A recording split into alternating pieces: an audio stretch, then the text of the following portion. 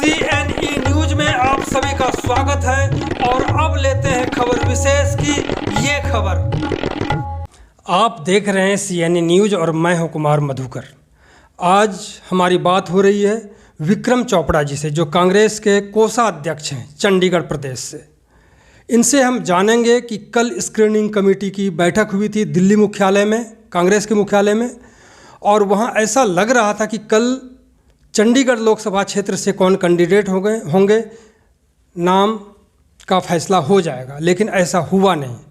अब जानकारी मिल रही है कि मल्लिकार्जुन खड़गे साहब वो किसी भी दिन नाम की घोषणा कर सकते हैं।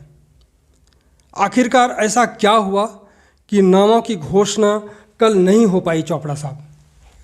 मधुकर जी, ये पहले तो मैं सभी श्रोताओं को आपके चैनल के माध्यम से अपना प्यार भरा नमस्कार करता हूँ। बाकी ये डिसीज़न तो हाईकमान का है। मैं अपना व्यक्तिगत जो मेरा अनुभव है वो एक तरफ से बहुत अच्छा हुआ। अभी घोषणा होनी भी नहीं चाहिए।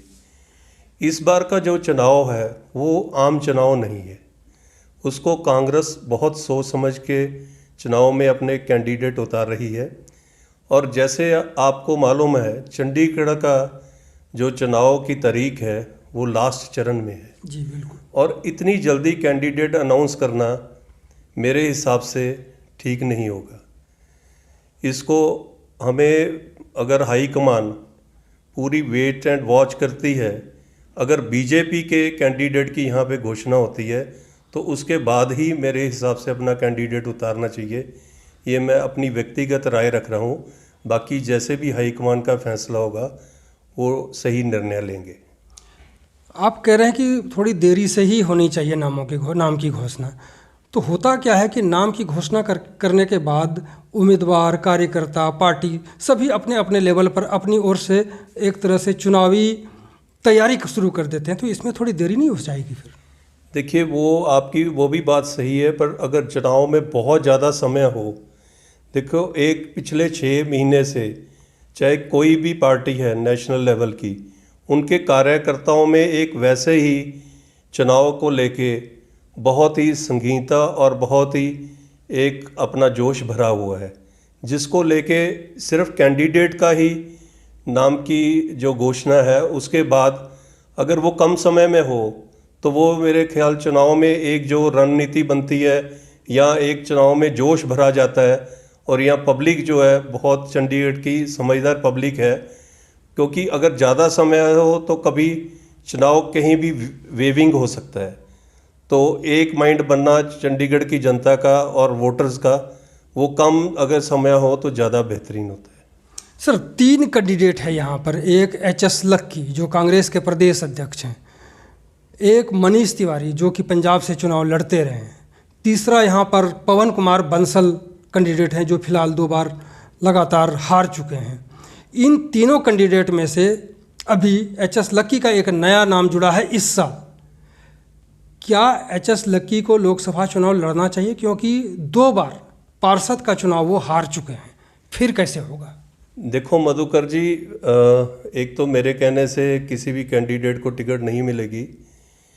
जो आप हार जीत की बात कर रहे हैं, हार जीत चलती रहती है। अगर हम ये सोचें भी अगर तेंदुलकर 0 रन पे या 2 रन पे आउट हो गया तो उसको टीम से ही बाहर निकाल दिया जाए या कभी चांस ना दिया जाए, तो ये मेरा ख्याल कोई अच्छी बात नहीं होगी। जब तक आप किसी को चांस ही नहीं देते, तब जो चुनाव हारे गए हैं तब समीकरण क्या थे और किस वजह से हारे गए हैं वो अलग बात होती है। वो भी 10-11 वोट से ही आ रहे हैं मेरे ख्याल से। वो ऐसा था, उसमें भी जो मतलब कहना नहीं चाहिए, जो अब अनाउंसमेंट हो चुकी, हार जीत हो चुकी, पहले HS लक्की जी को विजय घोषित कर दिया था। बस उसमें कमी ये रही, जो वहाँ पे प्रिजाइडिंग ऑफिसर थे वो साइन नहीं करवा पाए, तो जब बाहर आए तो निर्णय चेंज हो गया। तो दूसरे पार्टी के जो उम्मीदवार थे उन्हें विजेता घोषित कर दिया गया। आपके हिसाब से लक्की में वो क्या खासियत है जो कि लोकसभा चुनाव इनको लड़ाया जाए? देखो, खासियत तीनों प्रत्याशी श्री पवन कुमार बांसल जी, आपको पता है कितने सीनियर और नेशनल लेवल के लीडर हैं, वो बहुत ही सक्षम व्यक्ति हैं और बहुत सूझवान है। मनीष तिवाड़ी जी भी आपको मालूम है बहुत ही सक्षम और सूझवान नेता हैं।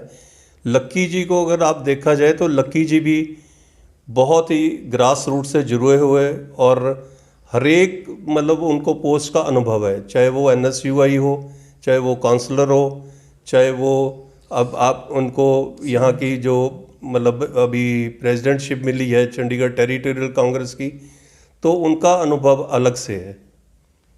बिल्कुल। और आज के समय में कांग्रेस दफ्तर को चलाना और कांग्रेस पार्टी को चलाना बहुत टफ है, क्योंकि विपरीत परिस्थिति है आज के समय में कांग्रेस के लिए। फिर भी ये पार्टी चला रहे हैं, एक खासियत तो लोग मानते हैं, वैसे भी आप भी मानते होंगे वैसे।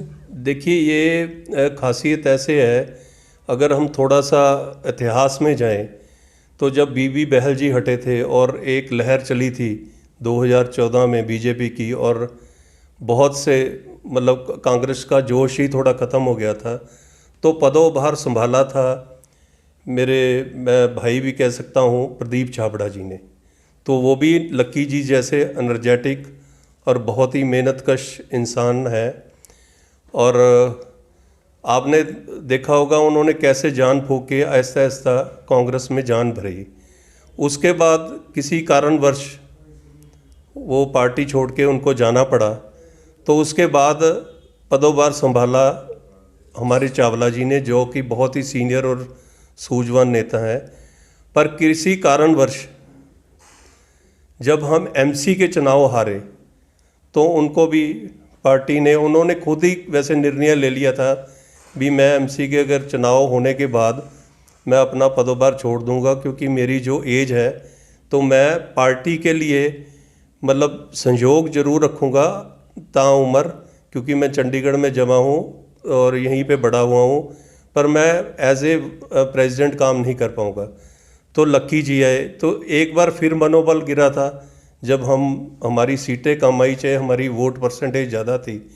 लक्की जी ने आके काफ़ी ज़्यादा अच्छे ढंग से हर एक इंसान को, चाहे वो गांव का है, चाहे वो शहर का है, चाहे यूथ कांग्रेस का है, चाहे महिला कांग्रेस का है, चाहे कॉलोनियों का है, तो एक उन्होंने बहुत अच्छे से जोश भरा है कार्यकर्ता में।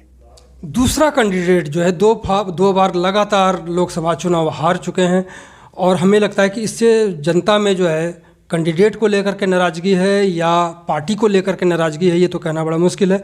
वैसे क्या लगता है, पवन बंसल जी को चुनाव लड़ना चाहिए? देखिए वो बहुत ही हमारे रिस्पेक्टेड और सीनियर नेता हैं, और उन्होंने जब तक वो चंडीगढ़ में MP रहे हैं तो चंडीगढ़ को उन्होंने बहुत कुछ सेंट्रल गवर्नमेंट से लाके दिया है। आज जो कॉरपोरेशन भी है वो भी उन्हीं की देन है।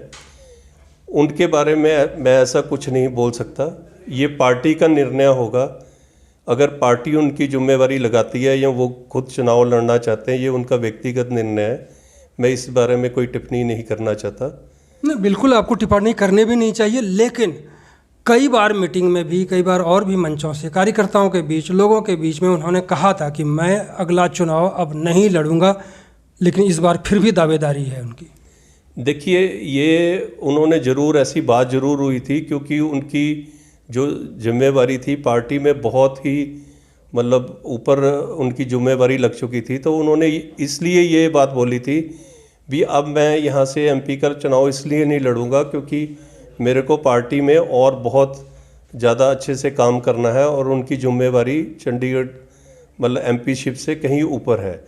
मगर अगर वो दोबारा प्रत्याशी बने हैं, या तो कोई पार्टी का देश होगा या बने नहीं, अभी बने नहीं मतलब पार्टी के लिए, मतलब पार्टी में अगर उन्होंने मतलब टिकट के लिए अप्लाई किया है तो यह उनका व्यक्तिगत निर्णय है, या पार्टी का कोई उनको आदेश हो सकता है।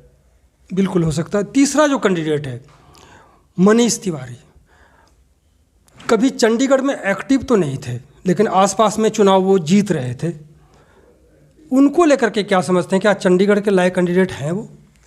देखो मनीष तिवारी जी आप जानते हो, वो भी पवन बांसल जी की तरह एक हमारे सेंट्रल लीडरशिप के बहुत ही जाने माने नाम है, और जैसे कि वो चंडीगढ़ में ही मतलब उनकी स्टडी हुई है और यहीं उनकी पैदाइश हुई है, और उनका बहुत अच्छा सर्कल है। चाहे वो पंजाब से जीते हैं और वहाँ पे मतलब वो एक्टिव रहे हैं, पर चंडीगढ़ अगर देखा जाए तो चंडीगढ़ को भी पंजाब का ही एक हिस्सा माना जाता है जी। और ये पंजाब की ही राजधानी है। बाकी जो निर्णय हाईकमान लेगी, हमें तो एक कार्यकर्ता होने के नाते और सच्चे दिल से, जैसे राहुल गांधी जी ने अपना त्याग किया है कांग्रेस के लिए और पूरे हिंदुस्तान का भ्रमण किया है, यात्राएं की हैं जोश भरने के लिए, तो हम एक कार्यकर्ता के नाते हमें भी कांग्रेस के साथ उसी सच्चाई से खड़ना चाहिए और राहुल गांधी जी के सपने को साकार करना चाहिए। 3 कैंडिडेट आपके यहाँ दावेदार हैं, पवन कुमार बंसल, एच.एस. लक्की और मनीष तिवारी। अगर 3 में से आपको सिर्फ एक नाम के लिए कहा जाए, किसका नाम लेंगे आप? देखिए, ये मतलब मैं ऐसी बात इस पे टिप्पणी नहीं करना चाहूँगा। तीनों ही अपने आप में सक्षम है। बाकी ये है भी अगर किसी को मौका मिलेगा तो वो चौका तभी लगा सकेगा। अगर जैसे कि अब क्रिकेट का भी मैंने आपको बोला है, अगर राहुल गौली को मौका दिया गया है या शुभमन गिल को मौका दिया गया है, तभी वो अपना कुछ करके दिखाएंगे। बाकी मैं तो यही चाहूँगा कि अगर तीनों में से जिसको भी टिकट मिलती है, बाकी सबको चंडीगढ़ की सीट जिताने के लिए कांग्रेस पार्टी का, कांग्रेस के प्रत्याशी का और हमारे जो राहुल गांधी जी है उन पूरी लीडरशिप का नाम ऊंचा करना चाहिए और उसका सहयोग देना चाहिए, तभी हम चंडीगढ़ की सीट निकाल पाएंगे। एक और भी चीज़ है बीच में आया है कि जो आम आदमी पार्टी के कई लोगों से मेरी बातचीत हुई है, उनका भी मानना है और कांग्रेस के कई कार्यकर्ताओं ने बिना नाम लिए बताया है कि कैंडिडेट अगर नहीं बदला गया तो फिर चंडीगढ़ कांग्रेस कभी जीत का सपना ना देखे। देखो, ये मैं नहीं कह सकता क्योंकि ये एक हर एक किसी की व्यक्तिगत राय हो सकती है। मैंने जैसे आपको पहले बोला है, जो चंडीगढ़ की जनता है वो बहुत सूझवान है। इवन चाहे वो कॉलोनियों की जनता है, चाहे वो गांव की जनता है और चाहे वो शहर की जनता है। बाकी मैं तो मधुकर जी इतना ही कहना चाहूँगा, जो भी कैंडिडेट बनता है, एक बार जैसे आजकल बहुत प्रचलित चीज़ है सर्वे करवाना, एक बार कैंडिडेट को भी अपना सर्वे करवा लेना चाहिए भी उसकी पॉपुलैरिटी या उसकी यहाँ पे साख कैसी है, तो वो ज़्यादा बेटर होगा कैंडिडेट के लिए भी और जनता के लिए भी और पार्टी के लिए भी। तो आपने सुना विक्रम चोपड़ा जी को, जिन्होंने बताया कि कांग्रेस की स्थिति क्या है, कैंडिडेट कौन हो सकते हैं और जो कैंडिडेट खड़े होने वाले हैं या जो रेस में हैं उनको भी सर्वे करा करके अपनी स्थिति देख लेना चाहिए, क्योंकि कई बार यानी 2 बार तो कम से कम लोकसभा चुनाव हार चुकी है कांग्रेस, और ऐसा कैंडिडेट ना आ जाए कि तीसरी बार भी हार का मुंह देखना पड़े। बहुत बहुत धन्यवाद आपका। जय हिंद, जय भारत, जय कांग्रेस। CNE न्यूज के साथ बने रहने के लिए आप सभी का बहुत बहुत धन्यवाद।